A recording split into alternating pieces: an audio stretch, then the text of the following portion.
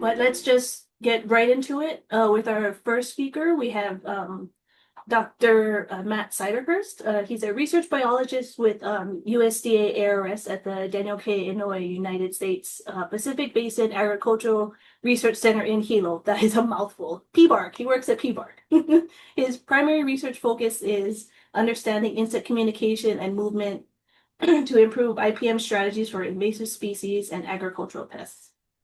He has a background of combining entomology and organic chemistry, and the current objective a current objective of his work is the development and use of harmonic radar to track individual insects. The smallest insect being mosquitoes, but to develop novel surveillance and control measures for these tropical insect pests. So take it away, Matt. Okay, thank you, Jade. And hello, everyone. Let me just check to make sure you're seeing my screen, not in presenter mode. Yay, wonderful. Yeah. So yes, I'm Matthew Siderhurst. I promise that I will not say anything about chemistry today, so I don't want to scare people off for that. That is another hat that I wear. But I want to talk about some work that, notice my name is on the front of this, but this is actually one that was done by a bunch of us. And really this issue where oftentimes when we have invasive species, they come from places where we know something about them. So we get something from China and we're able to go and talk to our Chinese colleagues and say, oh, what do you know about this pest? But the Queensland Longhorn Beetle is really something different. So when it came out of Queensland and we looked at the literature, it's not really mentioned. We don't know very much about this insect at all. So therefore my title. When you get a new invasive you know nothing about. So really our approach with this study that I'm going to be talking about today is when you get something that's new, how do you figure out just kind of baseline biology, and with the idea of something that we hope then will be helping us with doing control. So I will be talking about kind of 4 different areas. One of them is not really my specialty, so if you could figure out which one that is, well, actually, it's the first one. If you ask me questions, I will probably have to refer that to one of my colleagues. But I'm going to talk about phylogenetic analysis. So this is about the genetics. Scotophase activity is about what they do in the dark. So that's a fancy term for that. Field tracking, which we largely did with harmonic radar, and then some citizen science mapping. So some of you in the audience today may have actually reported data for us, and we're very happy for having that. So the first thing, phylogenetic analysis. So this is work that was done largely by my colleague Shanna here at PBARC. And what she was doing was taking both the beetles themselves and then actually in the end the frass, and looking and see if we can use CO1 mapping and figure out the phylogenetic relationships. So this is other beetles, how are they related? And really the end point for this, the use for control, is that we want to use this for diagnostics. So it's fairly easy when you look at the beetles to say, hey, yeah, we know that's a Queensland Longhorn beetle, but it's a lot harder, the adults that is. But when we look at the larvae, it can be a lot harder to tell, what species those are from. And so that's where we think that this is helpful from the diagnostic side, that we can get in there and say, yes, we know that this is Queensland Longhorn Beetle, or it's potentially another cerambycid. One of the really exciting things out of this too was that they were able to just do this off frass. So frass is beetle poop, right? So if you find beetle poop, potentially we can test that and show whether it's a Queensland Longhorn Beetle or not. One of the things so this is research that they're actually continuing then. And with that, they've done full genome sequencing for the Queensland Longhorn Beetle. And it's really interesting when you run that through a number of analyses. We see, hey, that they had a big bottleneck about 18 generations ago, and that fits very nicely with when we know that they came to the islands. So phylogenetic analysis, the first piece that we were doing. The second piece that I want to talk about then is things that we have done looking at their nighttime activity. So I'll kind of draw your attention, hopefully you can see my cursor on the screen, to this setup in C. So we had a large glass arena, and we would put cameras in here. We put a couple of plants in there. We would put some of the beetles in the middle. And then we had an infrared light, which was illuminating it. So in D down here, you can see what some of the views look like. We can actually see a little beetle running around. And so what we were able to do then is watch these videos. And the big thing that came out of this is that one, they are active at night and they don't seem to be active outside of that. So you can see an A where we turn the lights off and we have activity from the beetles, and then lights on and we lose the activity. But also the thing that I think was really interesting for me is that the vast majority of the time they spend resting, or we couldn't see the beetles, so it was hiding, or they're just moving around a little bit. It's a very small portion of the time that they're actually out there being pretty active. So the second one of our studies. So let me move on then to the thing that I'll probably take the longest to talk about, which is the field tracking that we're doing. So this is with harmonic radar. So harmonic radar works by, we have transceivers, and those transceivers then send out a signal. That signal gets modified by the tracker that or the little tag that we have glued to the back of the beetle. And we listen back for that signal that comes back to us. So this is a technique that is one that we've developed. So we've been really pushing this forward. They have very flexible antennas on them. This is one of the first projects that we did with this technology. Pretty inexpensive. There's no battery on them, so they last really long. Unfortunately, there's no ID on it. But this allows us to track individuals in the environment and see what they're doing. So this is technology that was originally developed for backcountry rescue. So if you get stuck in an avalanche, they come and find you this way. The picture here is one of my technicians with one of the handheld units. I really want to have enough money to have one of the helicopters, but so far we're not doing that. We're doing the handheld units. This is searching in coffee, so actually not for the beetle. But one of the things that we were able to do with this, in talking to constituents, talking to farmers, one of the questions that we were getting was, where are the beetles hiding? They seem to be really cryptic. And that was one of the things that we were able to show is like, a lot of the time we would find them in these dead leaves. They'd be curled up in there and they would be hiding inside of them. And so some other pictures here of them on the trees. What we were able to do then too is kind of two different experiments. So the aerial picture that we see here is from out by Kamehameha Schools and the kukui that they have at the front there. So we did studies that were over a number of days. So looking at kind of where they went. So this is a 10-day track here. This is a 7-day track here. Again, kind of looking at where do they spend their time. So unsurprisingly, they really like to be in the tree. We were also out there for some periods at night where we would just follow them as they would move around during the course of the night. And again, kind of struck by how much they walk, how little they fly.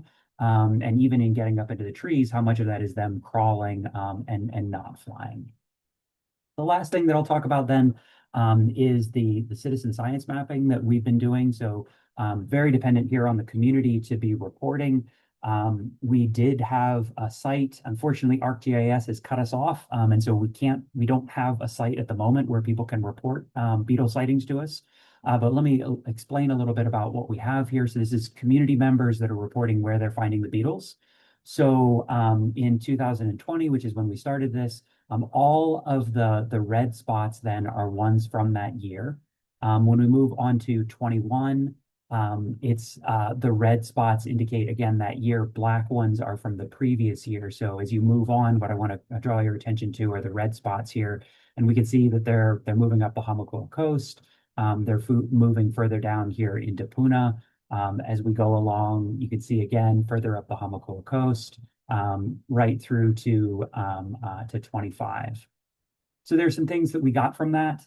One, if you look at the time of year that we were getting reports, those are largely in this kind of May to July area.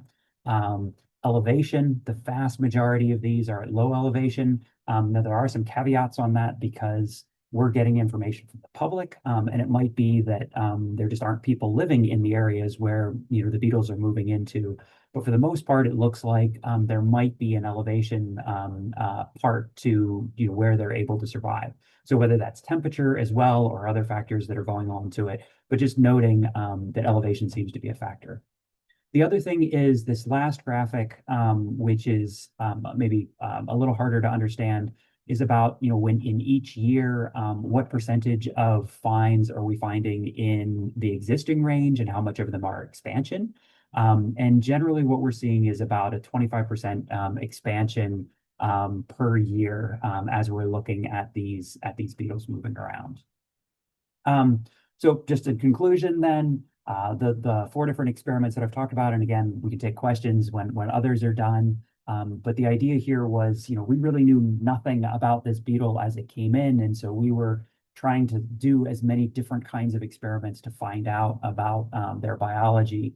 So the phylogenetic analysis, we really hope that that gives us diagnostic tools that we can use to figure out, do we have Queensland Longhorn Beetle? Is it another cerambycid?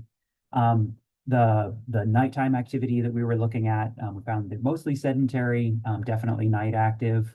The field tracking was something that we used, again, confirming that they're super cryptic and where they're hanging out. They love to be in the trees, but also picking up that, a lot of what they are doing there is crawling as opposed to flying. The one piece that we're kind of missing from that flight tracking is the long-term movement. And we've been working with some drone development, which will probably help us to get to that longer term or those longer range movement in the future. And then finally, with citizen science, we know that their high populations are May and July.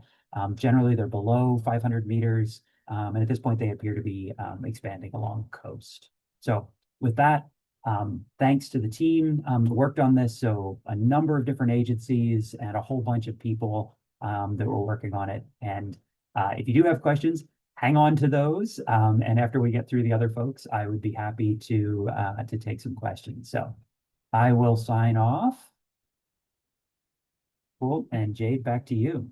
Yeah, thank you, Matt. That is fascinating. I didn't realize they were so, I guess, lazy. They don't even like to fly. That I didn't know that. That's kind of interesting. They like to bite us, right? But they Exactly. Yeah. but actually, yeah, the amount of time that they spend flying so far from what we've been looking at, it's not that much. Of course, they don't need to fly that long to move out of an area. So we're very interested That's to look at true. that migration stuff eventually. So yeah. All right, I will quit. Thank you, Matt. So next person, we're gonna get right into it. It's Dr. Roxana Myers, research plant pathologist specializing in, okay, I'm gonna screw that, nematology, study of nematodes, at the USDA-ARS Daniel K. Inouye, again, a PBARC, where her responsibilities focus on the development of cost-effective and sustainable approaches to the control of plant parasitic nematodes. In addition to that, she also uses the entomopathic nematodes as a biological control agent against invasive pests, such as sweet potato weevil, two-line spittlebug, and Queensland Longhorn Beetle. Yeah, so all you, Roxy. Thank you, Jade. Really appreciate the opportunity to be here today to share some of our research with you. So I'll be talking to you today about entomopathogenic nematodes. And I added Kathy Mello as a co-presenter because she's really instrumental in finding these local isolates and also developing the injection methodology that I'm going to be sharing with you today.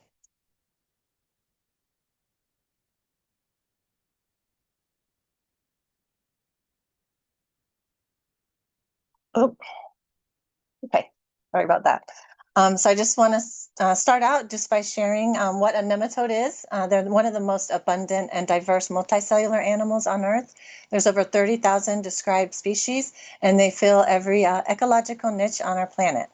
But there are very different types.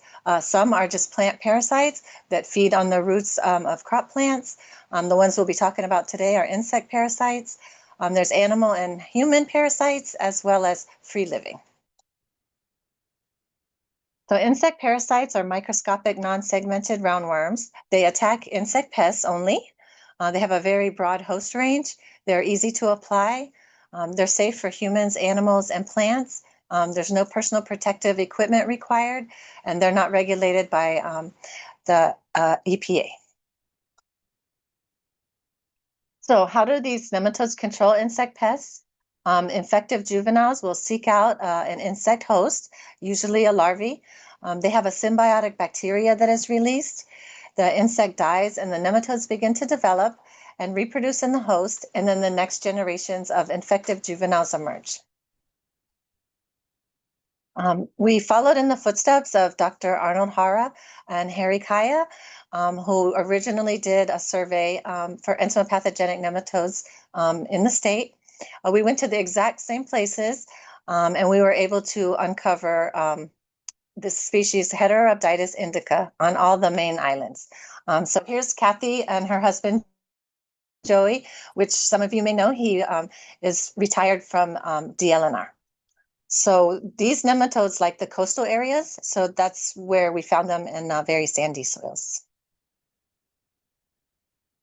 So this species is highly virulent against a broad host range. It's an active hunter, which means it cruises through the soil following chemical cues from its prey.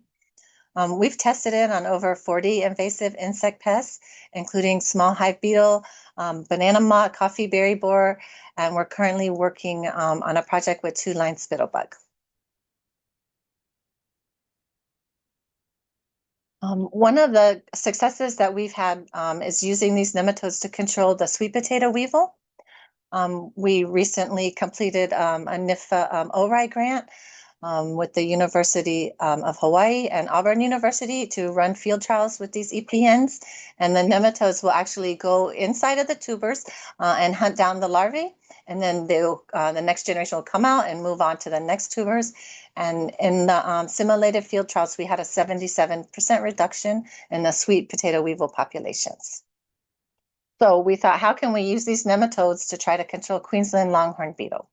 So that's when Kathy came up with the idea to inject the nematodes directly into the galleries that the beetle larvae are creating inside the trees.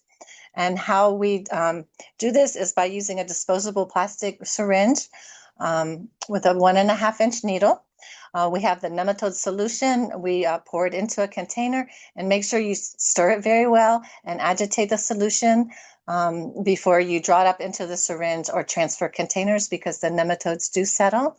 We found that it's best to apply the nematodes early in the morning, at dusk, or on rainy days. And always store your nematodes in a dark, cool location until application, but use as soon as possible and do not refrigerate. So the first step into doing this application would be to scout your orchard for QLB damage. You'll look for sawdust-like frass, oozing sap, girdling of the trunk, and lifting of the bark.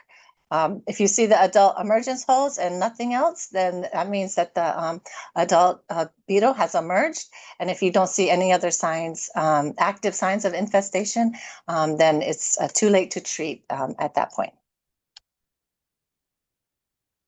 So this is a video that we made where we wanted to kind of show what the frass looks like. You see what some of this sawdust looks like, and also this spongy bark. That means that it's hollow underneath. The larvae has already fed on the inside. So we would go out, we would scout it, we would tag it. So when we have the nematodes, we're ready. We know exactly where to go to inject the nematodes. And so this is the injection process. You will search around to find a soft area where the needle will go directly in, and then you'll slowly push the material in there. And then once you start seeing it coming back up or draining out the other side, then you'll stop. But we try to put as much of the solution as we can and until we fill the gallery. And that gives the nematodes the best chance of being able to hunt the larvae down.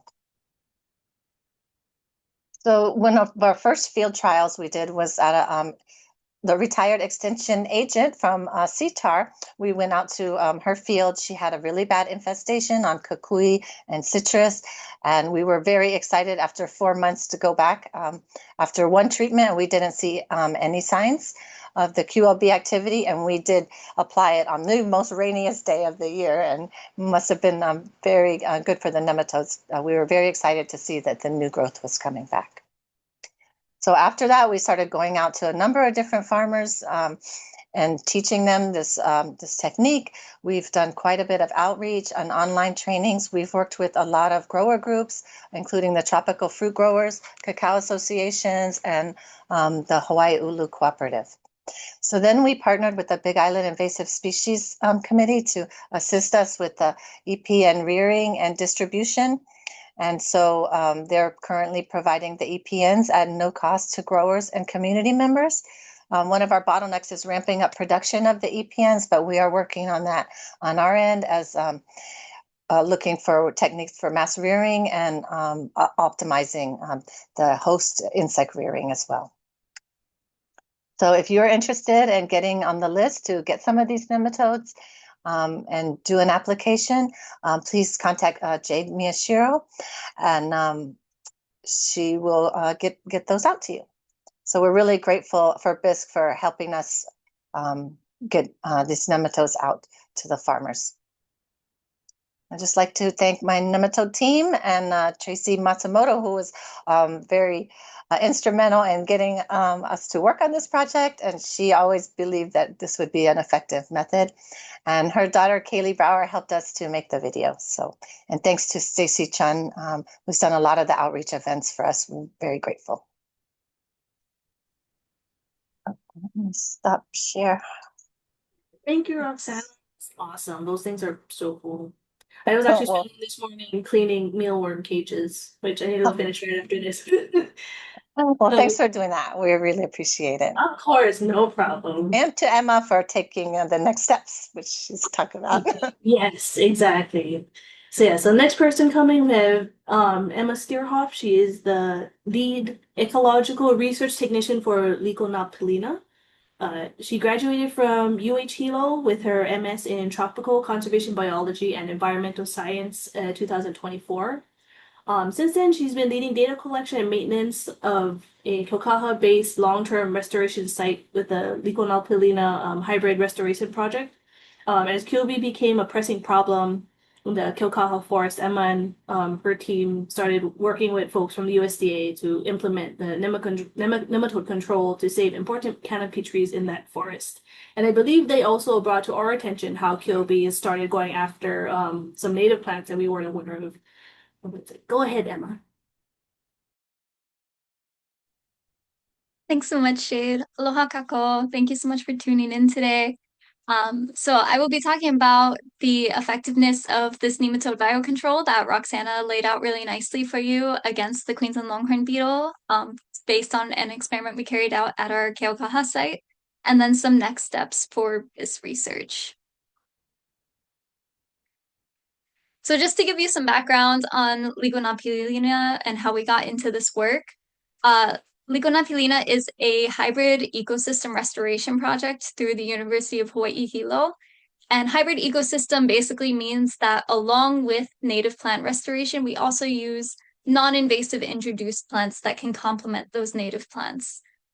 This is a really heavily invaded area, and so we really needed to use faster growing non-invasive introduced plants to create shade and slow down nutrient cycling to reduce that encroachment from invasive plants.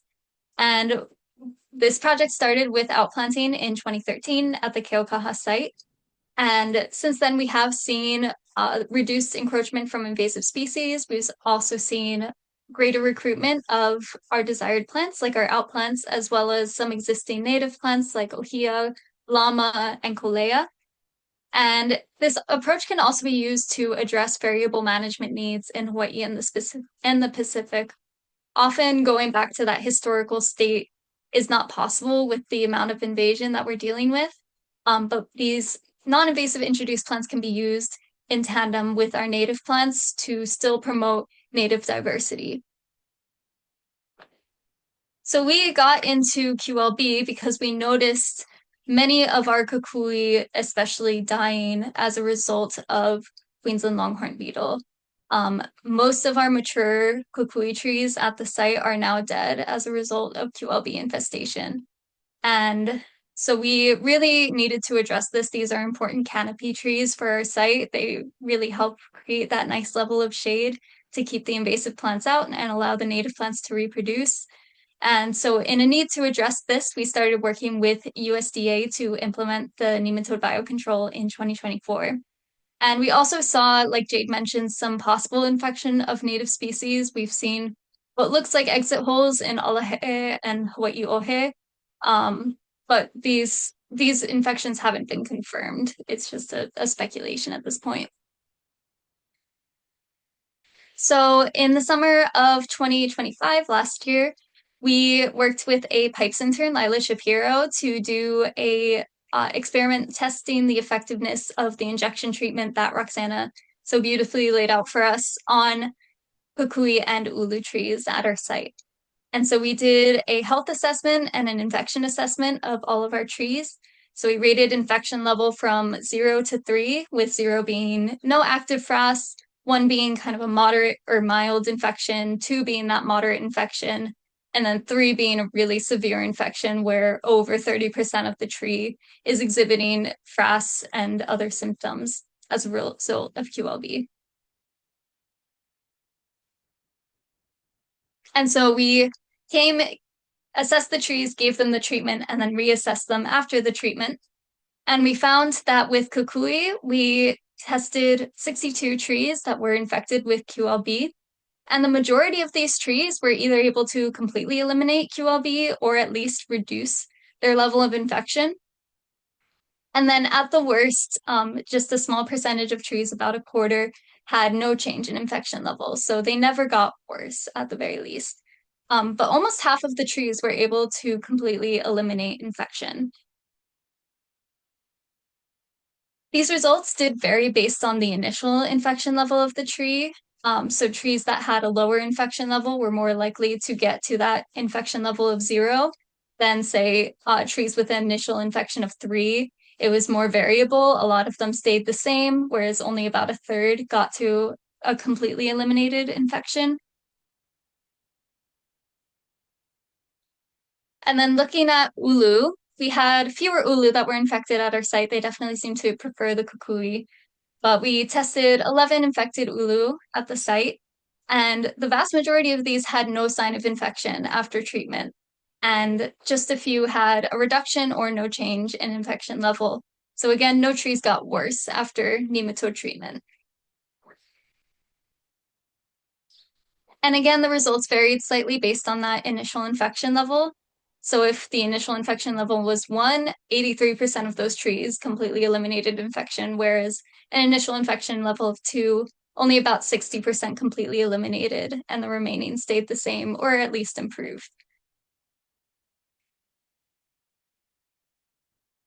So ultimately, we found that this injection with entomopathogenic nematodes does help reduce the QLB infection in kukui and ulu trees, which is really promising.